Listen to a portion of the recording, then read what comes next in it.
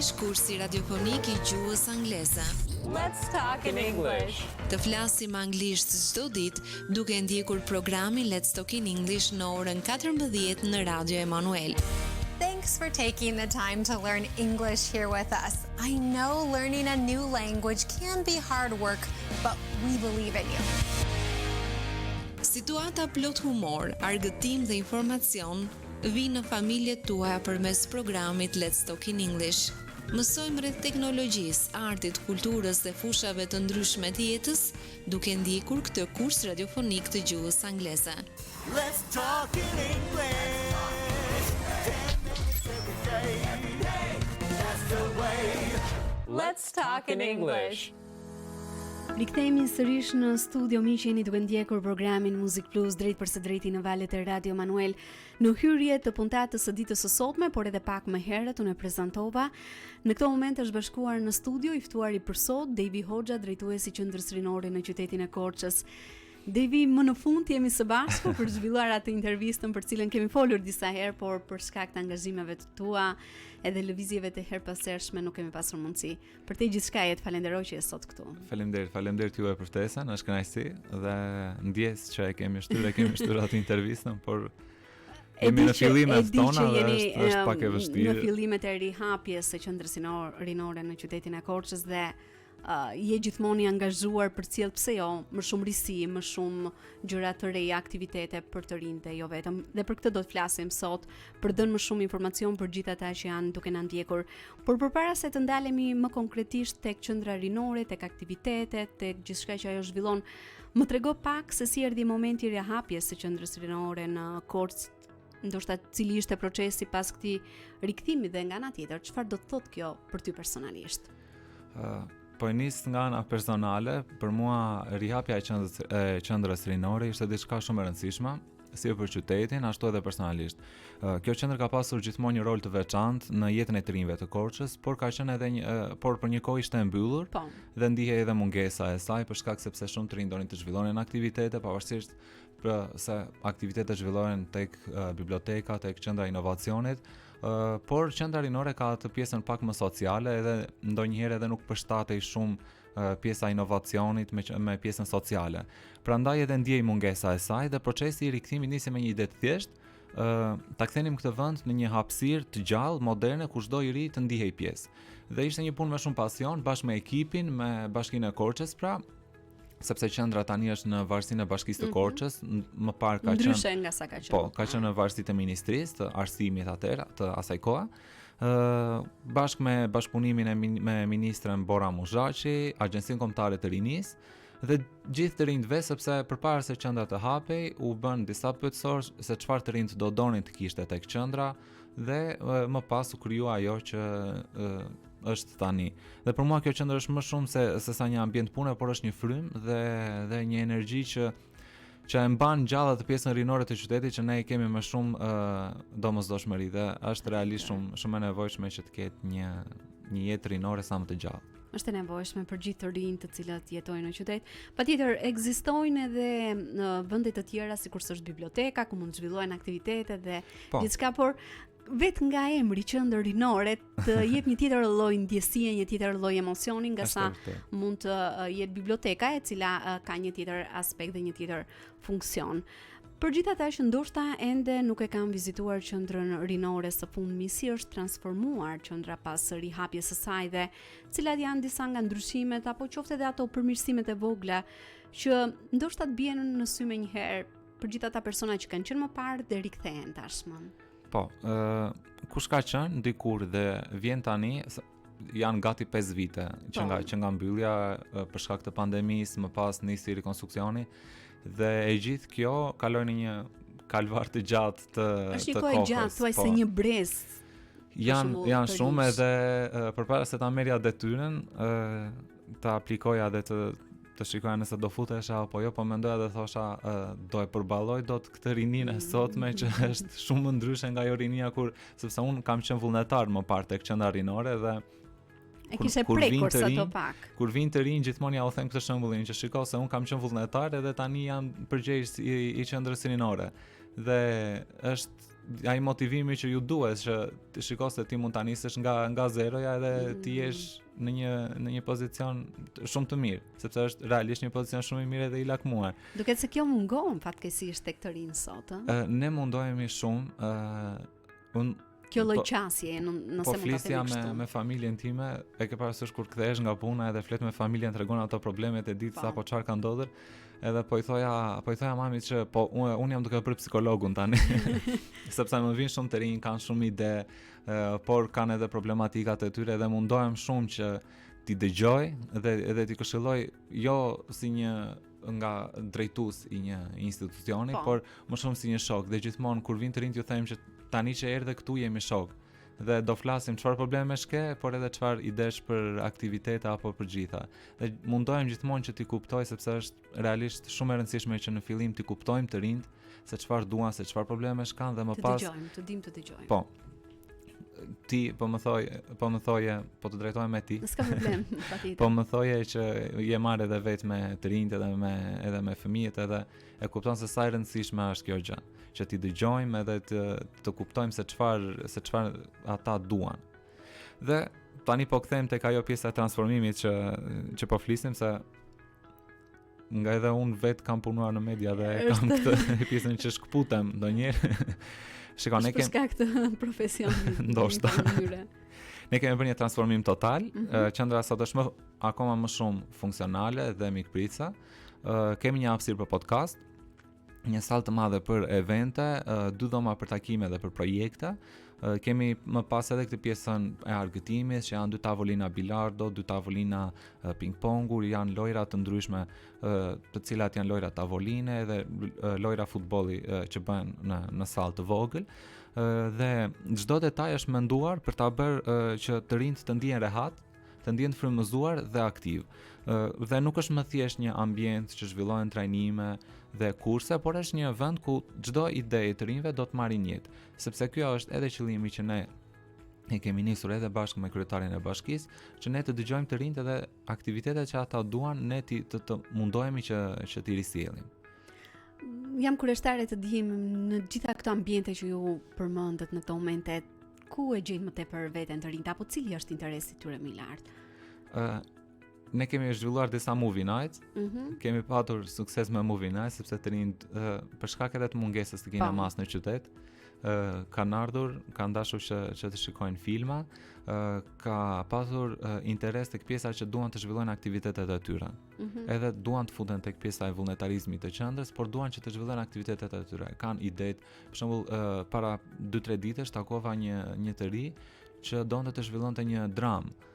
Takova një të ri që donte të bënte një studio podcasti, ta zhvillonte një emision podcasti të tij.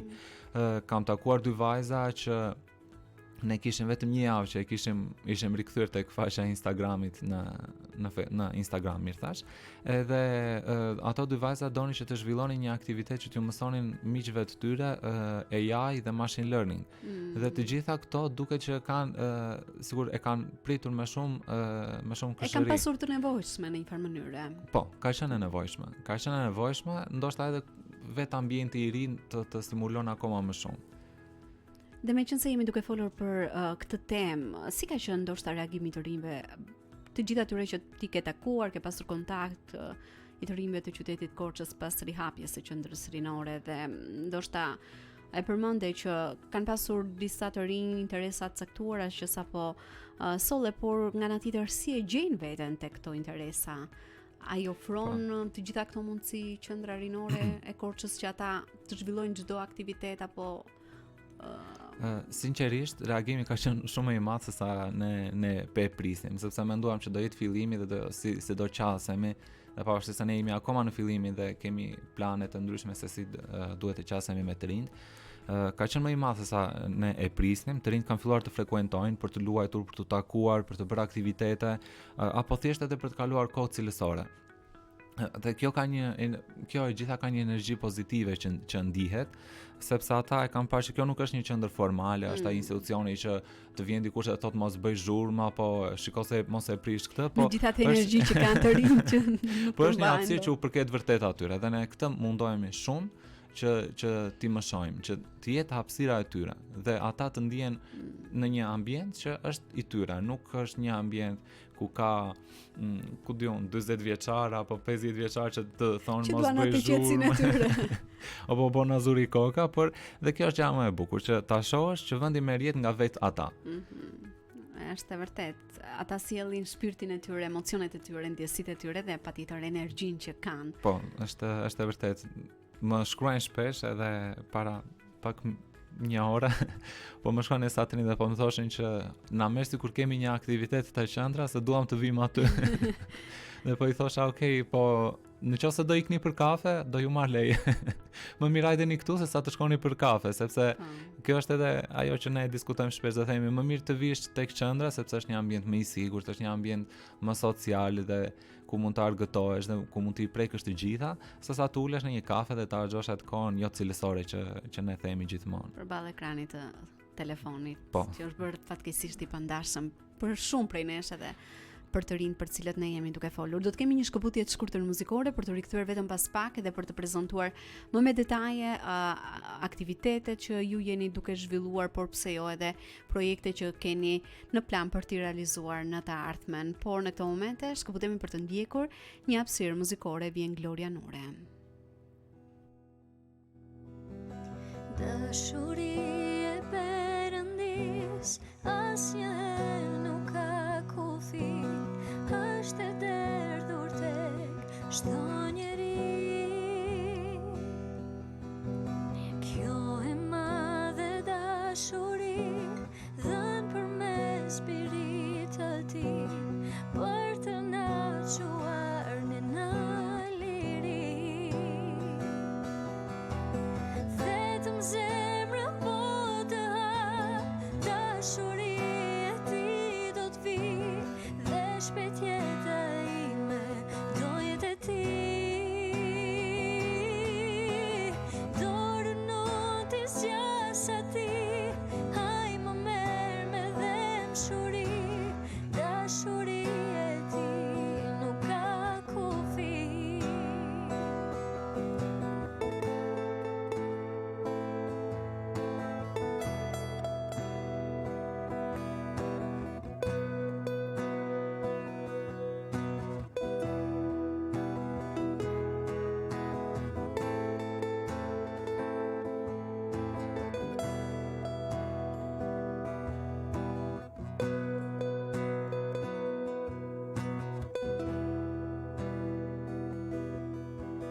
Dashuri e Perëndis asnjëherë nuk ka kufi, është e derdhur tek çdo njeri. Kjo e madhe dashuri dhënë përmes Spirit të Tij për të na çuar në liri. Vetëm zemra po të hap, dashuri e Tij do të vi dhe shpejt jeta ime do jetë e Tij. Dorën nuk t'i zgjas atij, haj më merr me dëmshuri, dashuri e Tij nuk ka kufi. Dashuri e Tij nuk ka Gloria Nure me këngën Dashuri e Perëndis në rikthen në studion e programit Muzik Plus. Do të ndaj atë opinionin në lidhje me këtë Po, këngë patjetër. përpara se të vazhdojmë bisedën. Patjetër se ishte, po i thoja edhe Keles që ishte Keles? Po, mirë? po. Okej. Se kur je në kontakt me shumë njerëz, pastaj fillon edhe ngatron emrat, edhe thash. Je të drejtë. Dhe po të thoja që ishte si surprizë kjo këngë, sepse realisht më pëlqen shumë. Unë i përkas besimit musliman, më shumë ateizmit, por nga familja musliman. Edhe kur e kam dëgjuar për herë të parë këtë këngë, më ka dhënë realisht një qetësi shumë të madhe, e ka postuar Xhensili. E përshëndesim Xhensilin. E përshëndesim edhe Xhensilin. T'ja kthej përshëndetjen se më ka përshëndetur një herë këtu kur ka qenë i ftuar te emisionit tuaj. Dhe realisht është një këngë shumë e bukur edhe zëri i Glorias është realisht fantastik. Të ftoj ta dëgjosh edhe ta ridëgjosh vërtet. Do ridëgjoj sepse kisha shumë kohë pa e shumë e dëgjuar. veçantë. Le të vazhdojmë bisedën tonë në studio për të prezantuar në këto momente aktivitetet që po zhvillohen aktualisht pranë qendrës rinore në qytetin e Korçës, por nga ana tjetër mund të ndash edhe më tepër në lidhje me projekte apo nisma që mendon se kanë pasur një ndikim të madh, një sukses deri më tani, aq sa ju keni zhvilluar, sepse e di që është fillimi dhe ka nevojë për më shumë kohë për të realizuar ndoshta gjërat e më të mëdha. Është realisht fillimi edhe kur njerëzit na pyesin që çfarë po bëhet, çfarë po ndodh, ndjehemi ndonjëherë edhe fajtor që apo bëjmë atë maksimumin ton apo por prapë është fillimi dhe duhet të marrë edhe atë formën e saj sepse 5 vite e mbyllur nuk është pak, por është sikur ta nisësh çdo gjë nga e para dhe realisht çdo gjë ka nisur nga e para.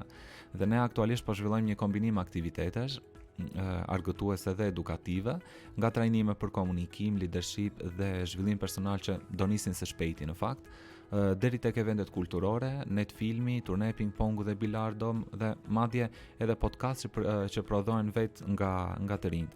Po ashtu ne kemi nisur që të krijojmë edhe klubet e të rinjve, të cilat do jetë shumë e nevojshme për socializimin e tyre.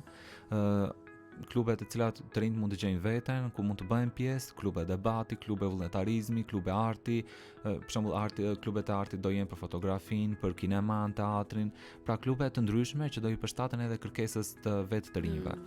Edhe interesave të tyre, patjetër. Po, patjetër. Ne kemi për shembull një nga nisma që ka nisur së fundmi, që është edhe duke u zhvilluar, është edhe një projekt i dy vajzave nga Korça, Georgia dhe Mikaela Mançka, pra, të dyja, që kanë sjellë një trajnim shumë interesant. Janë 15 vajza që po trajnohen në bërjen, në diebërjen e kanë quajtur vajzat e qilimave. Pra ne kemi instaluar një vegël tek qendra rinore. Sa bukur. Po, shumë e bukur. Vajzat kanë instaluar një vegël. Falë mbështetjes edhe të Ministrisë të Kulturës. Me projektin e tyre, vajzat kanë instaluar një vegël dhe po trajnojnë 15 vajza, të cilat po mësojnë se si të bëjnë qilimat e tyre dhe është realisht shumë gjë interesante sepse përveç se ato janë të reja, e kanë të trashëguar, ndoshta e kanë marrë. Jo, ka nisur si një projekt i vajzave. Aktualisht është biznes në fakt i vajzave, thurje handmade. Nisi si një projekt i tyre, më pas është kthyer në biznes, kanë fituar shumë çmime, vetë njerëz të ndryshëm në gjithë Shqipërinë kanë bërë blerjet e tyre të qilimave dhe madje para pak ditësh vajzat fituan edhe një grant 50.000 euro nga Bashkimi Evropian, po. Edhe unë kështu jam çuditur, sepse kishin aplikuar tek një projekt që mbështet bizneset e reja dhe bizneset kreative dhe bizneset artizanale. Besoj që kjo është një nxitje shumë pozitive për të rinj që duan të ndërmarrin iniciativa të tilla. Për fatin e mirë, si nga Bashkimi Evropian, si nga pjesa e qeverisë, ka shumë projekte, shumë thirrje për projekte të cilat mund të financohen. Për shembull, ky trajnim që po bën Georgia tani tek qendra rinore është është fituese e një projekti nga Ministria e Kulturës. Po ashtu ekspozita që ka bërë një vajzë që quhet Yrmela, është prodhuese e poçarisë. Do ju sugjeroja ta kishit të ftuar tek podcasti, me që po flisnim pak më parë. Dhe ajo bërë një ekspozit poçarie që ishte shumë e bukur, me krijimet e saj, të gjitha krijimet e saj shumë të veçanta. Dhe një vajzë e re që merret me poçari është realisht një shembull frymëzimi dhe ajo fitoi një projekt po ashtu nga Ministria e Ekonomisë dhe Kulturës dhe të gjitha këto janë mundësi që të rinjt duhet i kapin. Por ndoshta nuk kanë atë informacionin e duhur për këtë, ndoshta besoj që ju si qendër jepni më shumë informacion, i orientoni dhe i drejtoni më tepër të rinj që ndoshta i kanë ato ide shumë të mira, mund të kenë shumë sukses, por që nuk dinë ato procedurat e duhura, hapat e duhur për të cilat ata duhet të ecin. Ky është edhe një nga qëllimet tona, që ne ti shtyjmë të rinjt më shumë drejt pjesës që të fitojnë projekte të ndryshme, të merren me këtë pjesën formale, sepse duke qenë se ne jemi dhe pjesë e vetë bashkisë, i dim pak gjërat më mirë. Po, patjetër. Edhe jemi edhe aktualisht me të rinj që kam kontaktuar edhe kam folur, i kam sugjeruar dhe i kam mësuar se ku duhet të shkojnë, cili është vendi i dur, ku duhet të shkojnë të kërkojnë edhe projekte të ndryshme që mund të fitojnë edhe të zhvillojnë pasionet e tyre. Kështu që edhe kjo është shumë e rëndësishme. Vërtet që është ne një ndër kemi hapat më të kushtuar- rëndësishëm sepse mund të jemi shumë të përgatitur, mund të jemi shumë të zotë në të bërit Po. të diçkaje me shumë pasion, me shumë dashuri, por Unë e mbetet them- aq. Unë e them gjithmonë, kur isha në universitet, ka qenë shumë i cunguar informacioni.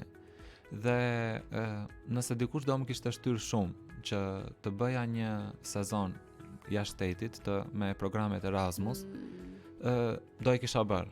Por thjesht më mungonte informimi që unë të dija që ka programe Erasmus. Dhe nëse unë do e dija që ka programe Erasmus që mund të fitoheshin pak me lehtësi, sepse ndihma e universitetit do të ishte, unë do e kisha zhvilluar një sezon në një shtet të Europës. Dhe Është një eksperiencë vërtet është shumë e madhe, realisht një sidomos eksperiencë shumë për fantastike, sepse studentët, për të rinjt. mëson shumë, hap horizontin tënd dhe është realisht shumë e rëndësishme. Edhe qartësohesh ndonjëherë pse çfarë do, sepse Po. her pas here të rinjt janë paksa konfuz, edhe nëse janë duke studiuar në një deg në universitet, Po. prap mendojnë do përfundoj studimet, çfarë do të bëj? Nuk është keq që 3 muaj të shkollës, të cilat njihen nga universiteti, ti zhvillosh në një shtet të Europës. Edhe këtë ja u mësoj të rinjve edhe kur vinë edhe ju them që aplikoni në për programe Erasmus. Ne jemi duke krijuar edhe kontakte me organizata që të punojmë bashkë me ta për të bërë edhe shkëmbime rinore. Edhe jemi- për eksperienca të ndryshme.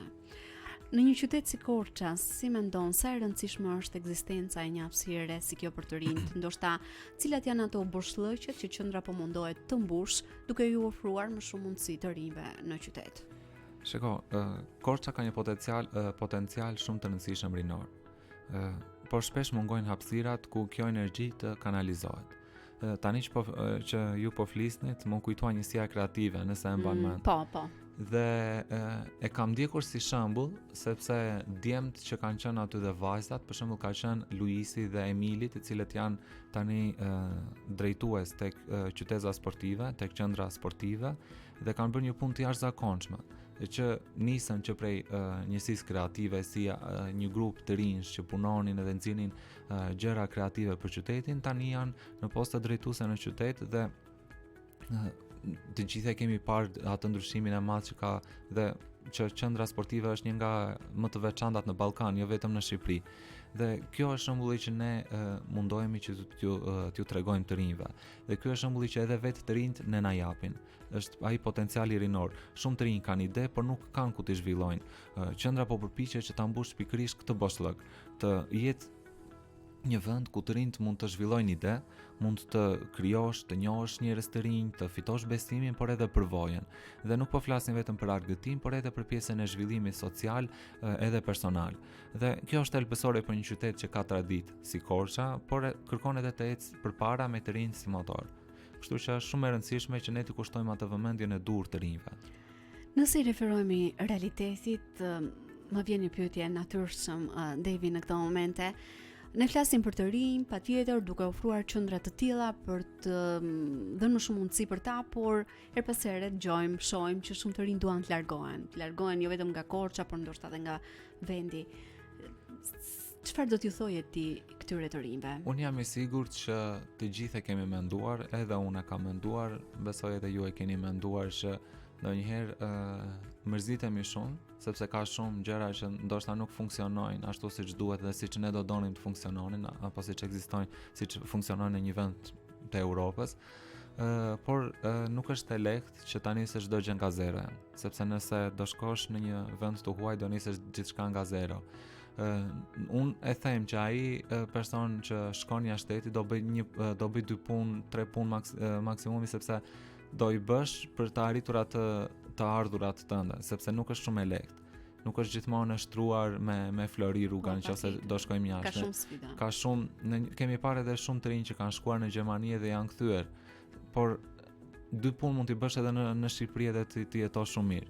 Nëse është për të bërë 2 punë. E sidomos të rinj që kanë gjithkohë të mjaftueshme. Motivimi është investimi në vendin tënd është një investim më i madh, sepse kthehet më me besim. Dhe nëse ti investon në vendin tënd, e di që ai investim sido që të jetë do të jetë një investim i duhur. Do të jetë një investim që ti do e shohësh se sa fitim do ketë në krahasim sepse nuk mund ta mendosh kur që do hapësh një biznes në Gjermani në krahasim me sa e lehtë është që ta hapësh një biznes në Shqipëri, besoj. Dhe të gjitha këto, po marr shembullin e Gjermanisë sepse më shumë është një ndër trendet më të. Është një ndër trendet, po. Por gjithmonë mundohemi që të gjejmë veten tek vendi jon. Dhe prandaj është më e rëndësishme që të mundohemi të shohim se cila është premisat e vendit ku do shkojmë atej, sepse ne jemi duke pritur edhe për të antarësuar në Bashkimin Evropian, që do të sjellë akoma më shumë lehtësira edhe mundësi. Por kur do vi kjo si mundësi, kjo nuk dihet akoma, ama ndoshta mund të shohim që fryma pozitive dhe lehtësirat janë rritur më shumë. Motivimi është që të gjejmë veten tonë. Në vendin tonë mund ta gjesh veten më lehtë sesa në vendet e tjera. Në vendet e tjera do të ngelesh gjithmonë i huaj, unë e them këtë gjithmonë. Nuk do e gjesh dot veten asnjëherë sepse nuk ne si shqiptare apo ballkanase e kuptojmë gjithmonë veten njëri tjetrin. Ndërsa në vendet e huaja është pak më e vështirë të na besojnë. Por e fundit se po e zgjas shumë, është shumë e rëndësishme që të lëvizim. Nuk po them që mos largohemi, ndoshta edhe mund të largohesh për një vit, mund të bësh një master jashtë shtetit, mund të bësh një shkollë jashtë shtetit dhe më pas atë investimin të vish ta kthesh tek vendi jot, sepse unë besoj shumë që nëse punon fort në Shqipëri gjërat të kthehen më shumë se sa do të ktheheshin jashtë. Më vjen mirë për gjithë këtë mesazh dhe inkurajim pse jo që përcolle për të rinë duke sjellë dhe shembullin tënd me punën e madhe dhe me suksesin që je duke pasur momentalisht. Ne do të kemi një shkëputje të shkurtër muzikore për të rikthyer vetëm pas pak, edhe pse jo për të ndarë më tepër nga bashkëpunimet me aktorë të ndryshëm që Qendra Rinore është duke zhvilluar dhe ka plan të zhvillojë dhe në të ardhmen në qytetin e Korçës. Por në këtë momente shkëputemi për të ndjekur këngën Më shumë dashuri.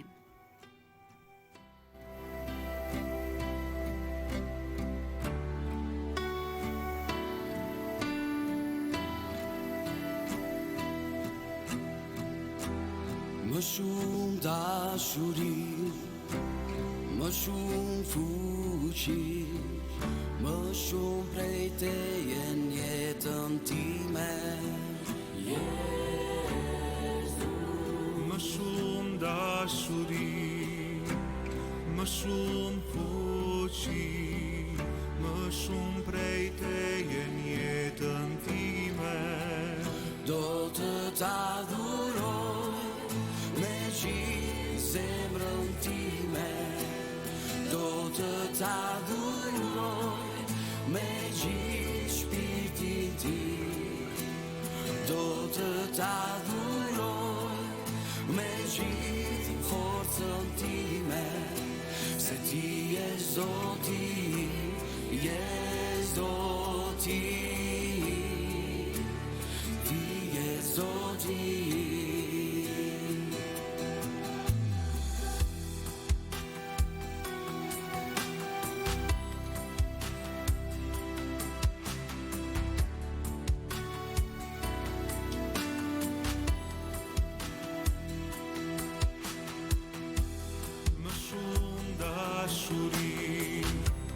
Më shumë fuqi, më shumë prej teje në jetën time.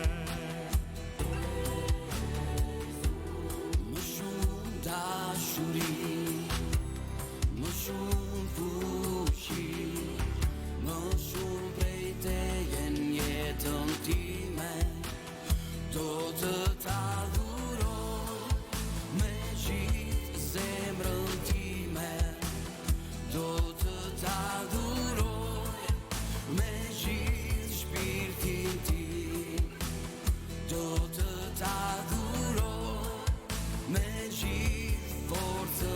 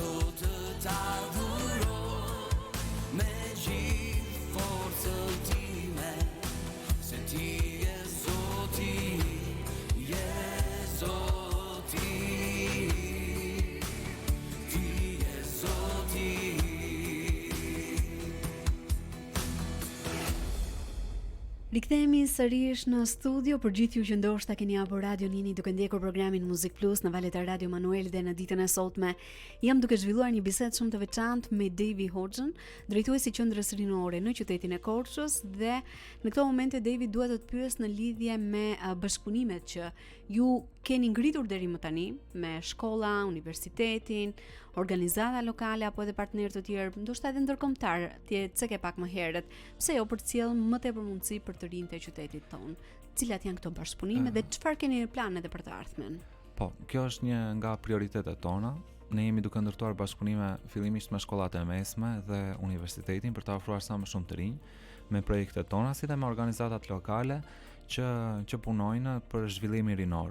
Gjithashtu jemi duke eksploruar edhe mundësitë për partneritetin me organizata ndërkombëtare, për të cilë trajnime, programet e shkëmbimit, edhe mundësi konkrete punësimi, sepse duam që të futemi tek të gjitha pjesët që kanë të bëjnë të rinjt, apo edhe vullnetarizmi, sepse i kemi kushtuar edhe një pjesë shumë të rëndësishme vullnetarizmit, edhe ne po punojmë që ta afrojmë sa më shumë të rinj që të jenë vullnetar për qytetin e tyre, me një shpërblim të vogël në fund të vitit për ata që do jenë 10 vullnetarët më të mirë të vitit për shembull, dhe që do jepet një certifikat nga kryetari i bashkisë me një medalje.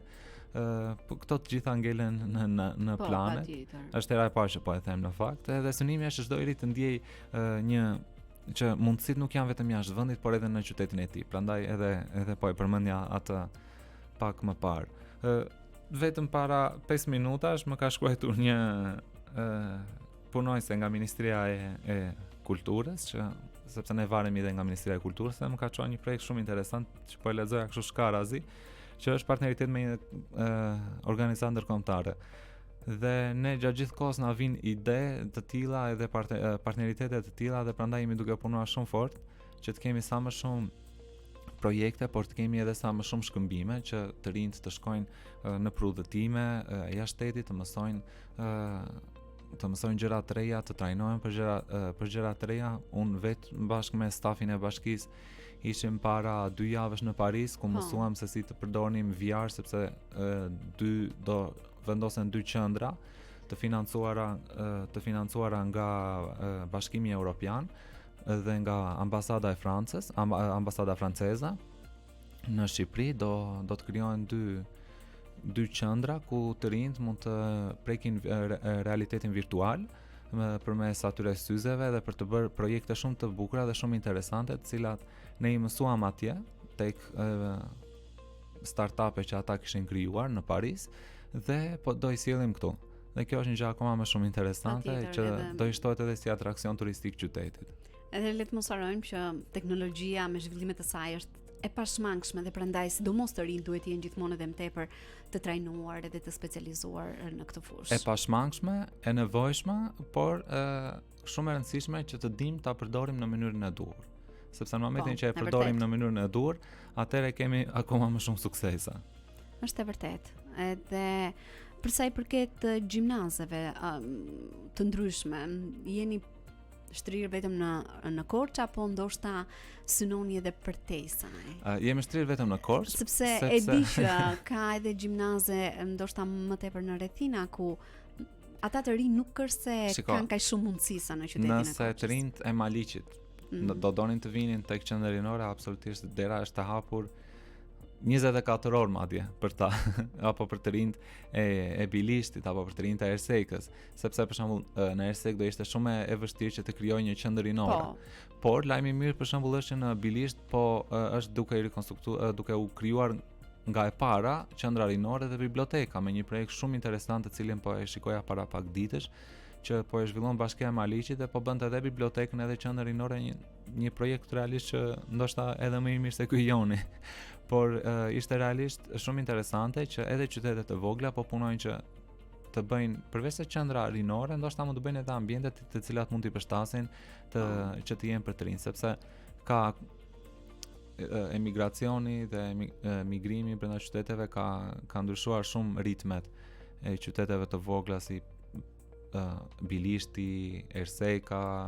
Është e vërtetë. Dhe ne jemi munduar gjithmonë që edhe këta të rinj t'i përfshijmë edhe tek qendra rinore, Por lajmi i mirë është që edhe ata do kenë ambientet e tyre në qytetet e tyre. Dhe kjo është gjëja më e mirë sepse ne mund pastaj do të bashkëpunojmë me njëri tjetrin dhe të kemi një grup të gjithë së bashku. Një rrjet komunikimi edhe realizimi pse jo aktivitetesh të ndryshme. E drejtë. Për sa i përket të ardhmen, se di që ndonjëherë është e vështirë, por ti si drejtuesi i kësaj qendre, si është e të ardhmen e qendrës rinore, cilat janë ndoshta disa nga synimet ose dhe ëndrat që ke për këtë hapësirë që tashmë je duke drejtuar, por që patjetër ke një punë dhe një përgjegjësi të madhe. E vërtetë është përgjegjësia dhe puna shumë e madhe, por të ardhmen e qendrës e shikoj shumë premtuese. Unë kam vënë bas me veten dhe me kryetarin e bashkisë që kjo qendër do të jetë do gumzhi nga aktivitetet dhe nga të rinjt. Vetëm na jep pak kohë, i kam thënë, dhe do e shohësh se brenda një viti qendra do jetë realisht shumë funksionale edhe do të gumzhi nga të rinjt. Dua që ajo të kthehet në një model për gjithë Shqipërinë, që të jetë një hapësirë jo vetëm që organizon aktivitete, por prodhon ide, prodhon nisma, leadership edhe shembuj frymëzues. Do doja që çdo i që vjen tek qendra rinore të largohet me një ndjenjë konkrete zhvillimi, qoftë nga një trajnim, qoftë nga një debat apo një eksperiencë që i ka ndryshuar diçka nga brenda. Dhe synimi im është që kjo qendër të jetë zemra e rinisë të Korçës dhe të gjithë të rinjt të bashkohen në një institucion, nuk do ata përmend institucion sepse asnjëherë s'm ka pëlqyer të jemi institucion, por në një vend të vetëm dhe të jemi të gjithë miq që punojnë për qytetin tonë. Është një punë e madhe patjetër, një përgjegjësi e madhe, unë përmenda edhe më sipër, por që besoj që me bashkëpunimin e gjithë aktorëve, me përfshirjen e komunitetit, të rinjve, universitetit, jam e sigurt që do ta realizosh, edhe ky është një lloj procesi, kërkon kohë, sikurse ju e përmendët, nuk mund të ndodhë kështu me një herë. Pavarësisht se kjo qendër ka qenë vite më parë, por është si ta risjellësh nga fillimi, mbas 5 vitesh me rihapjen e qendrës rinore në Korçë. Dhe për ta mbyllur, David, çfarë mesazhi do t'ju jepje të rinjve që ndoshta ende nuk janë bërë pjesë aktiviteteve të qendrës? Ti thuaj se gjatë gjithë bisedës ke përcjell mesazhe vërtet shumë të rëndësishme për të rinjt, por përse ata duhet vinë dhe çfarë mund të fitojnë nga përvojat e ndryshme që do të gjejnë pranë qendrës rinore? U them shumë thjesht, mos e humni mundsinë. Qendra rinore është vendi ku mund të jesh vetvetja, mund të shprehesh, të njohësh njerëz të rinj dhe të zbulosh se çfarë je në gjendje të bësh. Këtu nuk ka paragjykim, nuk ka formalitete, ka vetëm energji, ide dhe mbështetje. Kushdo që vjen largohet me diçka pozitive dhe po është shumë bukur që ti jesh pjesë e diçkaje që po ndryshon qytetin tënd. Dhe ne duam që çdo i ri që vjen tek ne të jetë shoku jon, të flasim për çdo gjë, që nga idetë dhe aktivitetet dhe deri tek problematikat që të rinjt i shqetësojnë, sepse ne kemi një favor për fatin e mirë, që jemi pjesë e Bashkisë Korçë dhe përmes nesh problematikat e të rinjve shkojnë dhe dëgjojnë në vendin e duhur. Janë një zë më shumë. Po, e vërtet. Dhe vetë kryetari i Bashkisë për shembull është shumë i motivuar dhe i përkushtuar që tek kjo pjesë dhe është shumë kërkues edhe tek ne si staf që të japim më të mirën tonë dhe të dëgjojmë sa më shumë të rinjt. Dhe kjo mendoj se është gjë shumë pozitive. Unë të falenderoj vërtet shumë për gjithçka që ndave në ditën e sotme, ishte kënaqësi të zhvillonim këtë bisedë së bashku dhe je gjithmonë i mirëpritur. Shumë faleminderit edhe ju personalisht, por ndoshta edhe të rinj të tjerë të cilët janë gjithmonë edhe më tepër aktiv dhe kanë dëshirë të prezantojnë nisma, aktivitete të ndryshme. Jeni të mirëpritur për qenë pjesë e programit edhe pse jo për të përcjellë më shumë mesazhe të tilla ndërgjegjësuese, informuese për dëgjuesit tanë. Shumë faleminderit edhe juve për ftesën. Ju uroj shumë suksese. Faleminderit. Shumë e vështirë të bësh radio në 2025, kështu që besoj se vazhdoni të keni sukses. Të falenderoj vërtet shumë, është një ndër punët e mia të preferuara, e vetë mia ndoshta deri më tani, por që mendoj që ka një mision edhe është shumë e rëndësishme, pse jo, ne duam të jemi më tepër një zë për komunitetin, për gjithë ata që duan të prezantojnë nisma aktivitete dhe unë këtë kam dashur ta bëj pjesë të programit. Dhe kjo është vlerë e shtuar për ju si radio, por edhe për qytetin. Të falenderoj David, të uroj një ditë mbar në vazhdim. Ne përfundojmë bisedën në studio në këto momente dhe shkëputemi për të ndjekur një tjetër hapësirë muzikore bashkë miq. Ridëgjohemi vetëm pas pak.